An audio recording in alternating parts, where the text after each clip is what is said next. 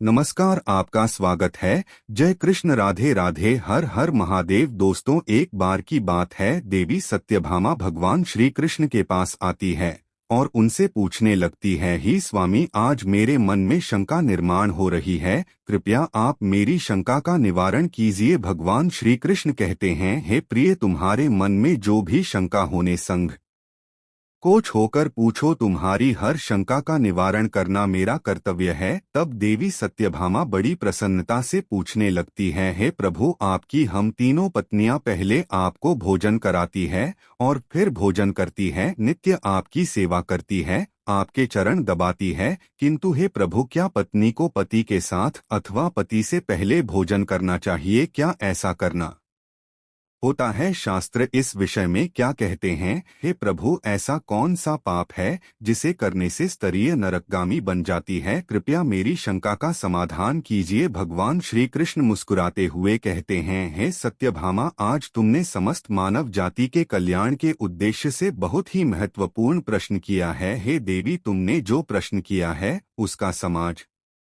धान देवी सुदामा की कथा सुनने से प्राप्त हो जाएगा। देवी सत्यभामा कहती है, हे प्रभु, यह रानी सुनेगा कौन थी? उनका आचार विचार कैसा था? मेरे मन में उनके विषय में जानने की जिज्ञासा निर्माण हो रही है। श्री कृष्ण कहते हैं, हे सत्यभामा, तुम्हारे आग्रह पर आज मैं तुम्हें रानी सौदेबाजी कथा सुनाता हूँ। तुम्हारी सभी शंकाओं का समाधान इस प्राचीन कथा में ही इस कथा में तुम्हें तुम्हारे सभी प्रश्नों के उत्तर मिल जाएंगे, इसीलिए इस कथा को ध्यानपूर्वक सुनो। जो भी मनुष्य इस कथा को ध्यानपूर्वक सुनता है और इसका प्रचार करता है, बहुत सौभाग्यशाली बनता है, उसे कभी नरक की प्राप्ति नहीं होती। फिर देवी सत्यभामा कहती हैं, हे स्वामी, मैं इस कथा को अवश्य ध्यानपूर्वक सुनूंगी, कृपया आप इस कथा को कहिए। भगवान श्री कृष्ण कहते हैं, हिस्सा थे हम। फिर सुनो इस कथा को। प्राचीन काल में अयोध्यापुरी में महाराज व राज्य करते थे। वे धर्म का पालन करने वाले गुणवान, चरित्रवान और अत्यंत कुशल सम्राट थे।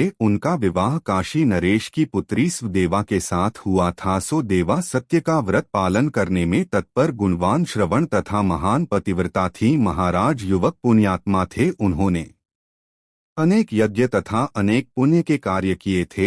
उन्होंने देवालय बनवाए, पोखरे खुदवा, अनेक वाटिका बनवाई तथा वे साधु संतों की रक्षा में सदैव ही तत्पर रहते थे। महाराज युवा के नगर के समीप एक घना जंगल था। उस जंगल में एक स्वर अपनी पत्नी और पुत्र पत्रों के साथ रहा करता था। वह बड़ा ही विशालकाय और भयंकर आकार वाला था, जिससे सभी मनुष्य भयभीत रहते थे। उस सुअर के भय से मनुष्य उस वन के मार्ग से जाने से डरने लगते थे। फिर जब यह बात महाराज छुआको को पता चली तो उन्होंने उस सुअर का शिकार करने का सोचा। और फिर एक दिन महाराज अपनी पत्नी सोदेवा तथा अनेक सैनिकों और कुत्तों को लेकर उस वन में शिकार करने के लिए चले गए। महाराज बड़े पराक्रमी थे।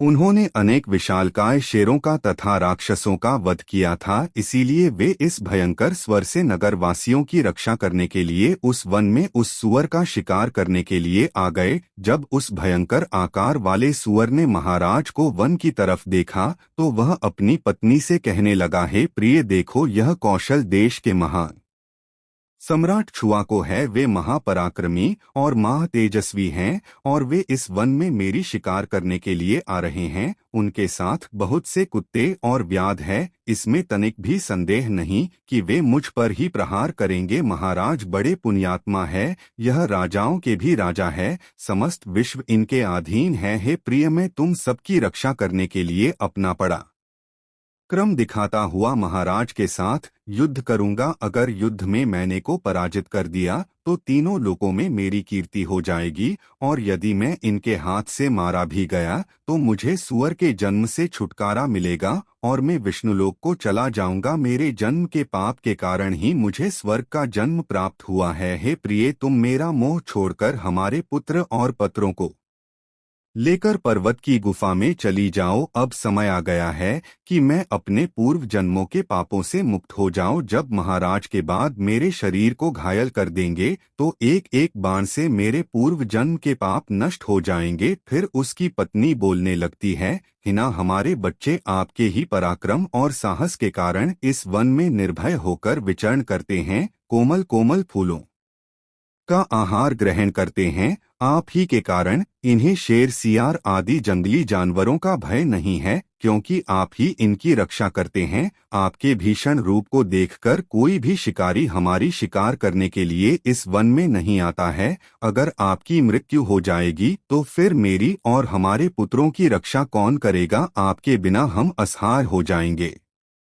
के बिना मेरा क्या होगा? उत्तम सुवर्ण के गहने, आभूषण, वस्त्र पहनकर भी कोई भी स्त्री पति के बिना शोभा नहीं पाती है। पति से ही स्त्री को सौंदर्य और शोभा प्राप्त होती है। आपके बिना मेरा जीवन भी नष्ट हो जाएगा। इन 8 हे परमेश्वर, आपके बगैर में जीवित नहीं रह सकती है। नाथ, मैं सच सच कहती आपके साथ, यदि मुझे नरक में भी डाल दिया जाए तो भी मैं खुशी खुशी आपके साथ चली जाऊंगी। इसीलिए आप महाराज के सामने मत जाइए, आप भी हमारे साथ पर्वत की केंद्र में चलिए, हम वहीं छिपकर बैठ जाते हैं। आप जीवन की इच्छा छोड़कर अपनी पत्नी और पुत्र को अकेला छोड़कर जा रहे हो, इससे आपको क्या लाभ होगा? फिर वह सुअर कहता है, हे प्रिय, तुम वीरों के धर्म को नहीं जानती हूँ, इसीलिए ऐसा के रही हो। यदि शत्रु वीरों को ललकार है, युद्ध के लिए निमंत्रण देता है, तो वीर पुरुष को लोभ और भय से कायर की भांति ऐसे छिपकर नहीं भागना चाहिए। ऐसे पुरुष को 1000 युगों के लिए कुंभ भी पार्क नरक में डालकर पकाया जाता है। वीर पुरुष अगर शत्रु का सामना करता है और लड़ते हुए वीरगति को प्राप्त होता है, तो उसे मृत्यु के बाद दिव्य लोगों की प्राप्ति होती है। आज महाराज शिवा को हमारे पास युद्ध करने के लिए आए हैं, वे हमारे अतिथि हैं, और अतिथि का अनादर नहीं करना चाहिए। अतिथि का अनादर साक्षात भगवान विष्णु का अपमान होता है, इसीलिए उनके साथ युद्ध करना मेरा कर्तव्य है। फिर वह सुअर की पत्नी बोलती, दिया है प्राणनाथ, ठीक है, यदि आप महाराज के साथ युद्ध करना चाहते हैं तो मैं भी आपके साथ रह कर आपका पराक्रम देखूंगी। इतना कहकर उसकी पत्नी ने अपने पुत्रों को बुलाकर कहा, है पुत्र, मेरी बात सुनो। आज युद्ध भूमि में अतिथि आए हैं, उनका सत्कार करने के लिए और उनसे युद्ध करने के लिए तुम्हारे पिता जा रहे हैं, और उनके साथ मैं भी जा रही हूँ। इसीलिए तुम सभी अपने भाइयों को लेकर पर्वत की गुफा में जाकर छिप जाओ। महाराज शिवा को बड़े बलवान है, वे इस युद्ध में हमारा संहार कर डालेंगे, इसीलिए तुम लोग यहाँ से भाग जाओ और अपने प्राण बचा। फिर वह सुअर के छोटे छोटे बच्चे बोलने लगे, हेमा, जो पुत्र अपने माता पिता को संकट में छोड़कर भाग जाते हैं वे महापाप होते हैं, उन्हें घोर नरक में डाला जाता है। जो निर्णय पुत्र अपनी माँ का दूध पीकर उसे दुख में छोड़कर भाग जाता है, जो पुत्र अपने बाप को विपत्ति में देखकर छोड़कर चला जाता है, वह कीड़ों से भरे हुए दुर्गंध युक्त नरक में गिरता है। इसीलिए हेमा, हम लोग आपको छोड़कर नहीं जाएंगे। फिर वह सुअर, उसकी पत्नी और उसके बच्चे सभी युद्ध के लिए तैयार हो जाते हैं और युद्ध भूमि की ओर निकल पड़ते हैं। सभी छोटे छोटे स्वर अपने पिता और माता की चारों ओर से रक्षा कर आने लगते हैं। उधर महाराज श्वास को अपनी सेना के साथ उस स्थान पर आ जाते हैं और अपने सामने खड़े सुअरों को देखकर बड़े बड़े शूरवीर योद्धाओं को सुअरों का शिकार करने के लिए आगे भेजते हैं। वे सभी बलवान शूरवीर योद्धा हाथ में तलवार और भाले लेकर सुअरों पर आक्रमण करने लगते हैं। फिर सुधारों और राजा के सैनिकों के बीच भीषण युद्ध होता है। सभी एक दूसरे पर भीषण प्रहार करने लगते हैं। सूर्य अपने दांत से सैनिकों को मारने लगते हैं तो सैनिक अपने बालों से सुअरों को मारने लगते हैं। इस युद्ध में अनेक मर खप गए, कितने ही घायल हुए, और महाराज के अनेक सिपाही भी मर गए और घायल हुए। अब केवल वह उसकी पत्नी और उसके कुछ 5-7 पुत्र ही बचे थे। अपने सभी पुत्र को मरा हुआ देखकर सुअर की पत्नी भयभीत हो गई और अपने पति से कहने लगी, हे नाथ, मुझे और इन बालकों को लेकर यहाँ से चलो, नहीं तो हमारा वंश नष्ट हो जाएगा। कृपया हम सभी अपने प्राण बचाकर भाग चलते हैं, नहीं तो महाराज हम सभी को मार डालेंगे। फिर चोर कहने लगता है, हे प्रिय, 2 शेरों के बीच में एक सुअर पानी पी सकता है, लेकिन दो स्वरों के बीच में एक शेर पानी नहीं पी सकता। सूअर जाति में ऐसा बल देखा जाता है, इसी कारण से वर्ष से सभी भयभीत हो जाते हैं। अगर इस समय पर मैं मृत्यु के भय से भाग जाऊंगा तो मेरे सूअर जाति की प्रसिद्ध नष्ट हो जाएगी। इसीलिए हे प्रिय, तुम हमारे बच्चों को लेकर यहाँ से चली जाओ और सुखपूर्वक जीवन व्यतीत करो। इतना सुनकर सूअर की पत्नी बोली, हे नाथ, मैं आपसे बहुत प्रेम करती। आपने मेरा आदर सम्मान करके, रति क्रिया करके और मेरी रक्षा करके मेरे मन को जीत लिया है। अब से मेरा मुंह कभी नहीं छोड़ेगा। इसीलिए मैं अपने पुत्रों के साथ आपके सामने ही प्राण त्याग दूंगा, किंतु आपको अकेला छोड़कर नहीं जाएंगे। फिर वर्ष हुआ और उसकी पत्नी दोनों ही महाराज से युद्ध करने के लिए आगे आते हैं। वह सो और भयंकर गर्जना करता हुआ महाराज को युद्ध के लिए ललकार है। वह सूअर उसके सामने आए बड़े बड़े वीर योद्धाओं को अपने दांतों से तिनके की भांति उठाकर फेंक नहीं लगता है। अपने सैनिकों को मरता हुआ देखकर महाराज को क्रोध आ जाता है और वे अपना धनुष से निकालकर उस पर बड़े वेग से आक्रमण करते हैं। महाराज का एक बाण तीव्र गति से जाकर उस वक्त शरीर में घुस जाता है और वह उर्वर जमीन पर गिर जाता है। फिर महाराज उस पर प्रहार करते हैं और सूअर को मार डालते हैं। सूअर के मरते ही उसके प्राण निकलते हैं और विष्णु लोक को चले जाते हैं। फिर महाराज के सैनिक अपने हाथ में भाला लेकर उस सूअर की पत्नी को मारने के लिए उसकी ओर जाने लगते हैं। सूअर की पत्नी अपने बच्चों के सामने खड़ी हो जाती है और बच्चों से कहती है, बच्चों में जब तक यहाँ पर खड़ी हूँ तुम यहाँ से भाग जाओ। सूअर का बड़ा बेटा बोलता है, हैं माता, अपने प्राणों के भय से मैं आपको मरने के लिए छोड़कर कैसे भाग जाऊं? अगर मैं ऐसा करूँगा तो मुझ पर अधिकार है, मैं युद्ध में शत्रु को परास्त करूँगा। तुम अपने पुत्रों को लेकर यहाँ से चली जाओ। फिर वह सूअर की पत्नी बोली है, मेरे पुत्र, मैं महापापी नहीं, तुझे अकेला छोड़कर कैसे? इतने में ही राजा के सैनिक उन सूअरों के पास आते हैं और उन पर प्रहार करने लगते हैं। सूअर का बड़ा बेटा भयंकर युद्ध करता है और अनेक सैनिकों को मार गिराता है। तब महाराज आगे आकर उस वक्त बड़े बेटे को भी मार डालते हैं। अपने पुत्र को मरा हुआ देखकर सूअर की पत्नी बहुत क्रोधित हो जाती है और भीषण प्रहार करने लगती है। उसने भी अनेक सैनिकों को मार डाला। इस घटना को महारानी देवा देख रही थी। तब वह महाराज से कहती हैं, हे महाराज, उस सूअर की पत्नी आपके सैनिकों को मार रही है, आप आगे चलकर उसका वध क्यों नहीं करते? महाराज कहते हैं, हे प्रिय, यह एक स्त्री है। मेरा यह वचन है कि मैं स्त्री का वध नहीं करूंगा। स्त्री का वध करने से महापाप लगता है। इसीलिए मैं उस और की पत्नी को न खुद मार रहा हूँ और न किसी को उसे मारने के लिए भेज रहा हूँ।